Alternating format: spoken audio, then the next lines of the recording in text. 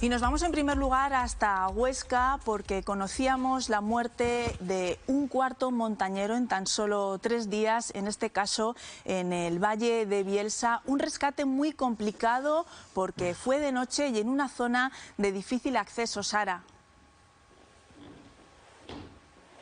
Sí, un trágico inicio de año en las montañas del Pirineo aragonés, con esa cuarta víctima mortal por aludes en el Pirineo. En este caso, un montañero zaragozano que se encontraba haciendo raquetas junto a su compañero en las proximidades del refugio de Urdiceto, en Bielsa. Sobre las 5 de la tarde fueron sorprendidos por una luz porque su intención era pasar la Nochevieja en ese refugio. Fue su compañero quien consiguió salvarse la vida, llegar al refugio en torno a las 7 de la tarde y dar esa voz de alarma, llamar al 112. Un complicado rescate de noche con más de 1000 metros de desnivel, a 2500 metros de altitud en el pico del Cau, allí en Bielsa. Un rescate que se prolongaba hasta las 2 de la madrugada, cuando efectivos del GREIM, de especialistas de montaña de la Guardia Civil, junto a un perro de búsqueda de personas en avalancha, se encontraban el cuerpo sin vida de este montañero sepultado a 1,5 metros de profundidad. De hecho,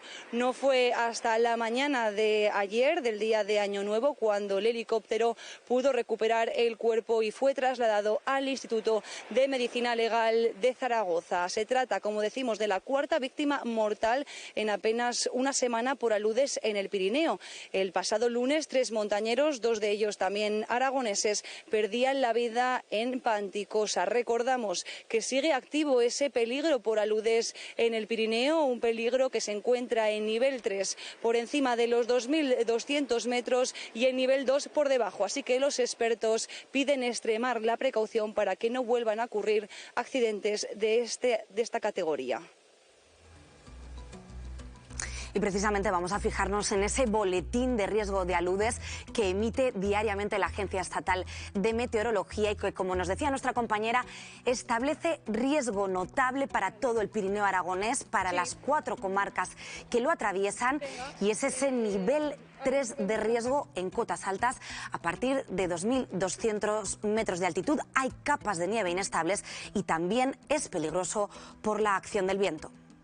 Pues con estos datos queremos hablar con Jorge Crespo, él es jefe del Servicio de Seguridad y Protección Civil del Gobierno de Aragón. Señor Crespo, muchísimas gracias por atendernos. ¿Qué tal? Buenos días. Bueno, explíquenos exactamente qué significa nivel 3 y cómo se evalúa. Bueno, el boletín de peligro de aludes lo que se basa es en la escala de riesgo europeo, ¿no? Que tiene 5 niveles distintos. Entonces el nivel 3 se define como riesgo notable, es decir, está por debajo de nivel 4 o nivel 5, que sería riesgo fuerte o muy fuerte, pero precisamente es pues quizá el nivel más comprometido para el montañero, ¿no? Porque no están, los riesgos a lo mejor no son tan evidentes como pueden ser en un nivel 4 o 5, y hay que estar muy pendientes a la situación de riesgo. En este caso, como se ha comentado, pues son unas situaciones que se dan pues a cotas elevadas por la existencia de capas débiles que con sobrecarga de una persona o dos pues pueden movilizarse. Precisamente los montañeros con los que hemos hablado estos días nos decían eso, que hay poca cohesión de la nieve y que eso no es visible. Hasta, como hemos visto, montañeros experimentados no ven ese peligro de poca cohesión de la nieve en cotas altas. Sí, por eso es determinante, un factor fundamental es la pendiente del terreno, ¿no? Esa pendiente hace que con poca cohesión, pues con la sobrecarga, la placa pueda deslizar o no. Por eso en estas situaciones de nivel 3, pues hay que evitar desde luego laderas de pronunciada pendiente, y en este caso pues las que están expuestas a umbría, que es donde el manto no ha transformado todavía y se mantienen esas capas débiles que facilitan el deslizamiento.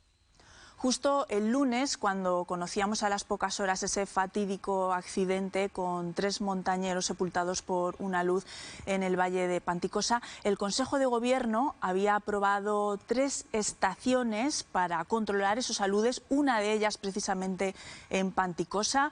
Cuéntenos cómo funcionan estas estaciones y cuándo esté previsto que estén en funcionamiento. Bueno, pues desde el Gobierno de Aragón sí que hay una línea de trabajo que viene de años atrás, ¿no? De colaboración con la EMET para reforzar ese boletín de peligro de aludes y poder tener mayor información sobre el terreno. Y una parte fundamental para tener bien monitorizada el estado de la nieve son estas estaciones que se colocan en altura, en sitios además pues previamente estudiados o validados, porque tienen que ser representativos de las distintas situaciones que tenemos en el Pirineo, y son estaciones automáticas que van midiendo las condiciones del manto de la nieve. Con eso, esa información que luego se procesa por meteorólogos y por nivólogos especialistas, pues con eso es con lo que se elabora el boletín de peligro. Gente con la que hemos hablado, que hemos visto esas declaraciones, que había ido a la montaña a pasar el fin de año, que tenían planes de salir con raquetas, han cancelado sus planes, sus citas. Con este nivel 3, ¿cuáles son las recomendaciones desde el Gobierno de Aragón? Bueno, desde luego, siempre en general en la montaña, en la alta montaña, prudencia, pero en este caso más todavía, ¿no? La alta montaña invernal conlleva más riesgos, si cabe, que una situación normal. Y bueno, pues hay que estar muy atentos al boletín de peligro de aludes, que es donde nos determinan qué situación de riesgo es en la que nos encontramos. Desde luego, si se va a hacer una actividad en alta montaña, pues ese boletín de peligro de aludes hay que leerlo en su totalidad. No solo hay que quedarse con el nivel de peligro, sino en qué condiciones, en qué exposiciones y por qué se produce ese peligro. Es decir, ese boletín, además de unos números, lleva un texto descriptivo que es muy importante entenderlo y aplicarlo. Y luego, pues desde luego, si vas a la montaña, pues tienes que llevar todo el equipo completo de seguridad, pues detector del DBA, detector de víctima por avalanchas, la pala, la sonda. Y bueno, pues ser consecuente, ¿no? con el riesgo y con la capacidad un poco que hay de interpretar ese riesgo. Ahora mismo, como hemos dicho, el boletín lo que marca es riesgo 3, riesgo notable en cotas altas. Por lo tanto, la recomendación es evitar estas situaciones, esta exposición al riesgo, cotas altas, pendientes pronunciadas y sobre todo exposiciones de umbría. Pues Jorge Crespo, nos quedamos con esos consejos. Muchísimas gracias, como siempre, por atendernos. Gracias a vosotros. Buen día. Bueno, 4 fallecidos en la montaña aragonesa en tan solo 3 días. La montaña de luto, hemos acabado muy mal el año, Miguel.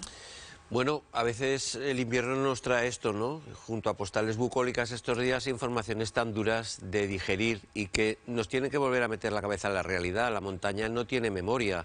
Si te ha ido bien allí y eres un experto, la montaña no te va a recordar. Tienes que ser tú el que vuelvas a implementar el control de riesgos y valorar realmente con acorde a lo que Jorge Crespo explica francamente bien, que son los grados de riesgo, que esos boletines, que muchos se están sorprendiendo de que hay un boletines diarios actualizados de aludes, no solo que el parte de nieve y el parte de aludes no viven en lo mismo, pero no se alimentan de la misma información, con lo cual quien quiera, y sobre todo quien quiera ejecutar este tipo de actividad fuera de pistas, que yo creo que habría que abrir un debate también más extenso y no, desde luego no en caliente, de qué supone, qué riesgo supone hacer cosas fuera de pistas, pues al final intentaremos minimizar riesgos por todos los lados. Yo creo que ese es un riesgo objetivo que se ignora muchas veces.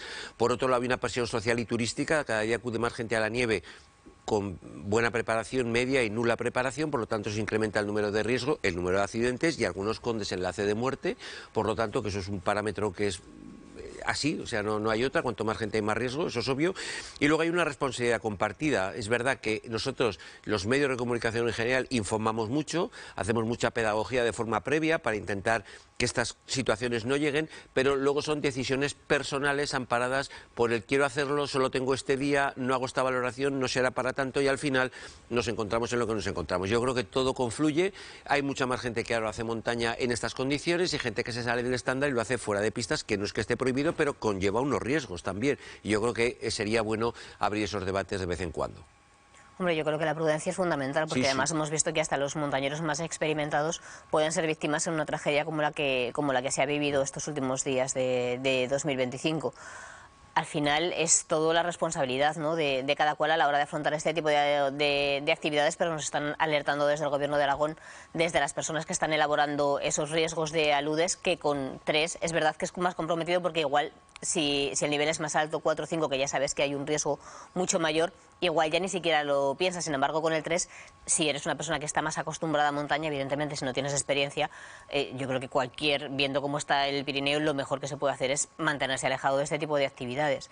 Pero yo creo que es fundamental hacer mucho caso a las recomendaciones que hacen de llevar esa sonda, ¿no? que son una especie de varas que se pueden hacer hasta 2,5 metros para que te puedan localizar en el caso de que seas víctima de una avalancha, porque es verdad que al final las posibilidades de sobrevivir se reducen un 90% en los primeros 15 minutos desde que se produce la avalancha. Entonces yo creo que eso también sería clave, y también pensar en las personas que van a rescatar. Hemos escuchado cómo sobre todo el rescate de esta última víctima fue a las 2 de la madrugada, se tuvo que ir hasta allí andando, poniendo también en peligro la vida de los agentes del grupo de montaña, que tenemos que estar todos muy agradecidos por el trabajo que hacen. Bueno, yo 2 reflexiones muy breves. La primera, cuando conocí la noticia de la muerte de estos 3 montañeros, los 2 aragoneses y el vasco, sentí un profundo dolor, porque yo conozco a la familia de García Dins, conozco mucho a su madre. Su madre era profesora conmigo en el Miguel Catalá, fue profesora de mis hijas, y me puse en su piel y en su cuerpo, y me imaginaba el profundo dolor de Pilar Vilanova, de Mapi, cuando se enteró de la muerte de su hijo. Su dolor es inmenso, seguirá siendo inmenso. Me cuesta saber cómo se va a recuperar ella, a pesar de su fortaleza, por toda la situación familiar que arrastra. Y además recordé que la felicitación de Navidad de Pilar era un mensaje de su hijo, de Jorge, un mensaje en redes, porque era una persona muy querida, y el mensaje en redes de Jorge hablaba que lo fundamental, era el amor.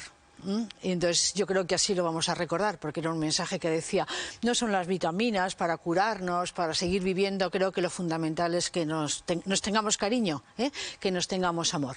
Y eso es lo que me había mandado justamente su madre, con lo cual vino todo a mi pensamiento, y entonces mi profundo dolor y mi reconocimiento hacia la figura de esa madre. Además que, como decían mis compañeros, Jorge sabía muy bien lo que hacía, es decir, era súper experimentado, todo el mundo lo reconocía, todo el mundo lo respetaba, todo el mundo leía su página web cuando hablaba de cómo había que subir al Pirineo, qué cuidado había que llevar. Natalia además vivía en Suiza, yo lo sabía, cerca de donde viven mis hijos, y sabía que era una mujer muy experimentada también en este mundo. Y la segunda reflexión también es el valor y lo importante que es, no solamente por su valor, sino por su dedicación y su buen hacer, de los grupos de rescate. No sabemos lo que tenemos hasta que no nos pasan una cosa de estas. Es decir, qué ejemplo, no solo de profesionalidad, sino de dedicación y el de valor de los que fueron a por ellos, pero también los del montañero de la noche de Bielsa, que se juegan su vida, y tuvieron ahí una persona clave, no una persona, un perro. El maravilloso perro, es decir, lo importante que es decir, utilizar todos los medios para un rescate. Entonces, son 2 cosas. Por un lado, dolor, un acompañamiento a Pilar, y por otro lado, el valor de las personas que nos rescatan y que se juegan incluso su vida por nosotros.